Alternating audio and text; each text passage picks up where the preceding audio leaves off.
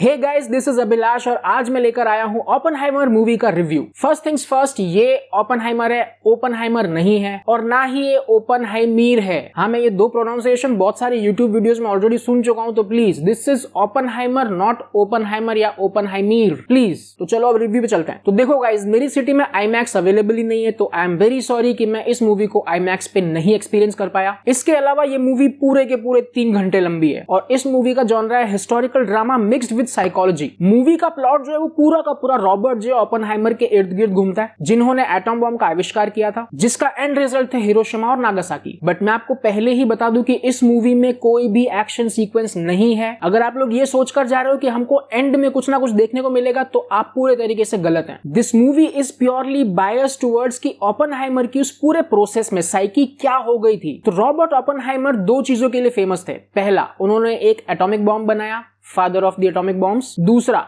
उन बॉम्ब्स को बनाते ही जो उनको इंस्टेंट रिग्रेट और गिल्ट फील हुआ वो। तो इस मूवी में वो एटॉम बॉम्ब के आइडिया जनरेशन से लेके उसके फील्ड टेस्ट तक की कहानी दिखाई गई है और इसमें एंड में ऐड की गई है एक espionage story. And trust me guys, इसके अलावा मैं स्टोरी के लिए आपको कुछ नहीं कह सकता, क्योंकि इसके अलावा सब कुछ स्पॉइलर है। और अब जो स्टोरी में मैंने आपको ये 2-3 चीजें बताई, यही पूरी प्लॉट है और यही इसका सब प्लॉट है। और क्रिस्टोफर नोलन सर की मूवी हो और वो सीधे तरीके से लिनियर फॉर्म में चल जाए, ऐसा हो ही नहीं सकता। इनकी मूवीज का स्क्रीन प्ले और स्टोरी टेलिंग इस तरीके से होता है कि पजल देते हैं हमको सॉल्व करने के लिए, और ये सेम चीज आपको इस मूवी में भी मिलेगी, क्योंकि मूवी टाइमलाइंस में डिवाइडेड है। और screen play towards the end आपको काफी ज्यादा रश्ड और बिट्स एंड पीसेस में मिलेगा, क्योंकि वो जानबूझ के एक पजल जैसा क्रिएट किया गया है। और क्योंकि ये नोलन सर की मूवी है, तो मेंटल एक्सरसाइज आपको करनी ही पड़ेगी। इसके अलावा जिन लोगों को हिस्टोरिकल ड्रामा नहीं पसंद है, वो प्लीज ये मूवी मत देखने जाना। और इसके अलावा अगर आपको स्लो मूवीज नहीं देखनी है, तब भी आप ये मूवी बिल्कुल मत देखने जाना, क्योंकि मैं आपको सच बताता हूं, ये मूवी स्लो होने के बावजूद भी कई जगह पर और स्लो हुई है। बट मुझे ऐसा बिल्कुल फील नहीं हुआ, क्योंकि मेरे हिसाब से देखो, मैं 2019 सितंबर से इस मूवी का वेट कर रहा हूं, जब से इसकी अनाउंसमेंट हुई थी। तो मेरे लिए this movie was like next level experience. I have never experience something like this before. इस मूवी को देखने जाने से पहले मुझे ऐसी कोई उम्मीद नहीं थी कि मुझे सस्पेंस थ्रिलर वाली फीलिंग आई, क्योंकि this is a historic drama. क्योंकि ये पूरी की पूरी स्टोरी देखो गूगल पे, यूट्यूब पे सब जगह अवेलेबल है। बट व्हाट सरप्राइज्ड मी कि मुझे इसमें सस्पेंस थ्रिलर वाली फीलिंग हुई, और वो पूरा थ्रिल जो इन लोगों ने बिल्डअप किया है, वो थ्रू कॉन्वर्सेशंस बिल्डअप किया है। और कॉन्वर्सेशंस ऐसे नहीं थे कि यार आप लोग सोचोगे कि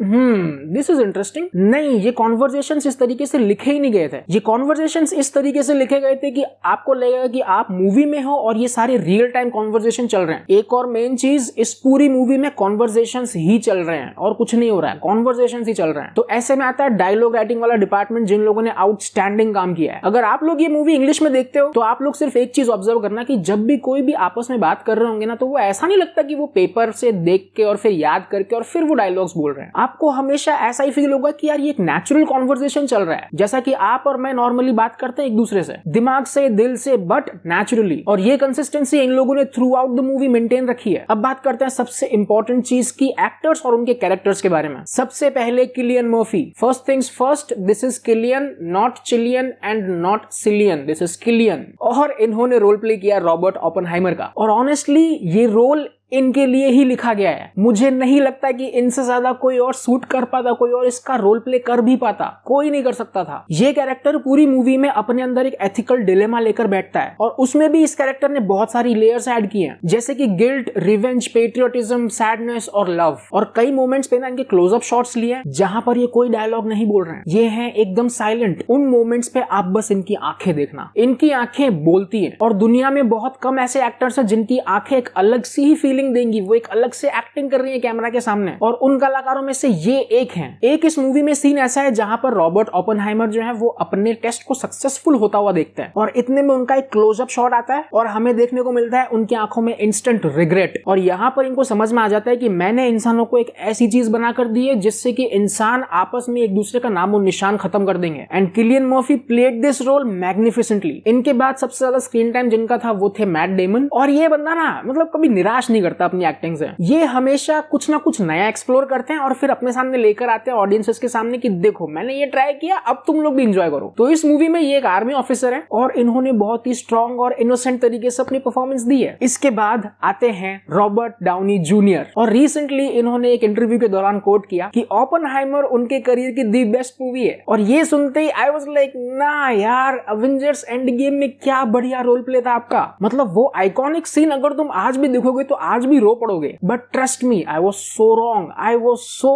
हेल रॉन्ग। अब मैं उनकी बात से सहमत हूं कि ये मूवी उनके करियर की सबसे दी बेस्ट मूवी है। And sorry to Avengers endgame, बस मतलब इन्होंने इतनी बढ़िया परफॉर्मेंस दी है कि आई एंजॉयड हेटिंग हिम। इनको देखते ही मुझे इतना गुस्सा आया ना अंदर से कि मतलब आई वाज लाइक कहां थे आप इतने साल, इतनी बढ़िया एक्टिंग आपने कहां छुपा कर रखी थी। So simply mind blowing. और देखो इन सब के अलावा ना कास्ट बहुत ज्यादा एक्सटेंडेड है और सभी लोगों ने अपना दी बेस्ट दिया है, मतलब एकदम एग्जैक्ट टाइम पे आके सब लोग अपना दी बेस्ट दे के और फिर चले जाएंगे। किसी को भी देख के आपको ये कभी फील नहीं होगा कि ये बंदा कभी आउट ऑफ प्लेस जा रहा है या फिर कभी आउट ऑफ सेंस जा रहा है। नहीं, everything was so perfect about the timing and the cast. एक स्पेशल मेंशन मैं करना चाहता हूं टॉम कॉन्टी, जिन्होंने रोल प्ले किया एल्बर्ट आइंस्टाइन का। इनके काफी सारे सीन्स आएंगे, वो भी बिट्स एंड पीसेस में, छोटे छोटे से 2-2, 3-3 मिनट के। इनके सीन्स को आप बहुत बहुत ध्यान से देखना क्योंकि ये बहुत इंपॉर्टेंट चीज है। अगर आप नहीं देखोगे तो आप चीजों को मिस कर दोगे। अब नेक्स्ट मैं बात करना चाहता हूं डायरेक्शन का। Director obviously Christopher Nolan.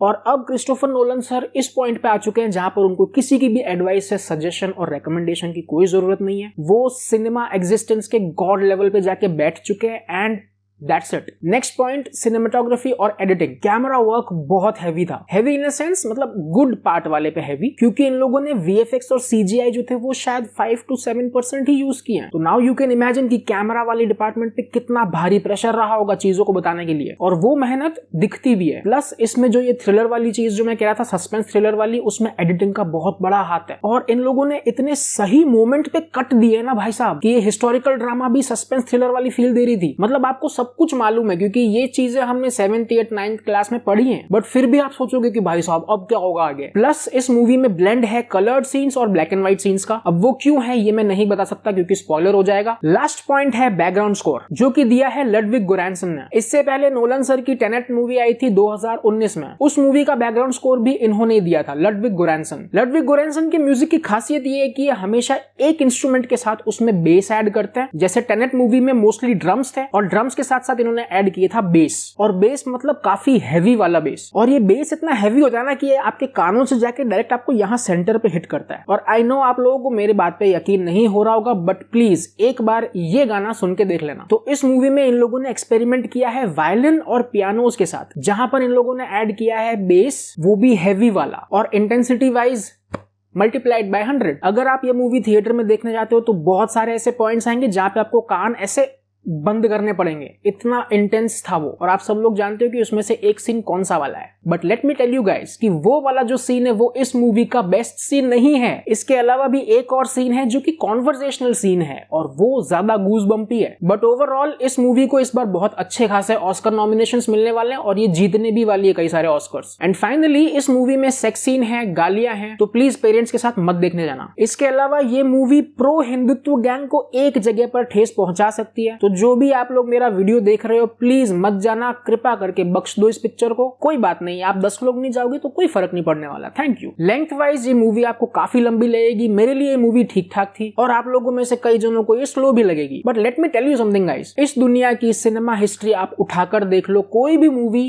Fast pace पर मास्टरपीस नहीं बनी है। They were all slow, they always take their time to reach to satisfactory end. और प्लीज यार नीचे कमेंट सेक्शन में पठान लिख के अपने आप को एम्बैरेसमेंट से बचाओ, प्लीज मत लिखो यार प्लीज। और मेरी तरफ से इस मूवी को 6 out of 5। एंड क्यों नहीं, this is what cinema is and this movie is the core existence of cinema itself. और आज मैं कोई रिकमेंडेशंस नहीं देने वाला हूं क्योंकि ये मूवी आपको देखनी ही देखनी चाहिए, चाहे आप कहीं से भी बिलोंग करते हो, चाहे आप कोई भी हो, एक्सेप्ट फॉर द पीपल जो कि अभी थोड़ी देर पहले मैंने मेंशन किए वो। आई नो आप में से बहुत सारे लोगों ने इसकी टिकट्स बुक करवा ली हैं, वेरी गुड, जाओ देख के आओ। जिन्होंने नहीं करवाई प्लीज करवा लो और फिर जाओ देख के आओ। और आज का वीडियो का अंत यही करते हैं, जाते जाते एक unpopular opinion, top Ramon is 1000 times better than Maggi. और इसी के साथ अब मैं भागता हूँ बवाल मूवी देखने के लिए। वीडियो हेल्पफुल लगा तो लाइक और सब्सक्राइब करते हुए जाओ and be awesome. Bye bye.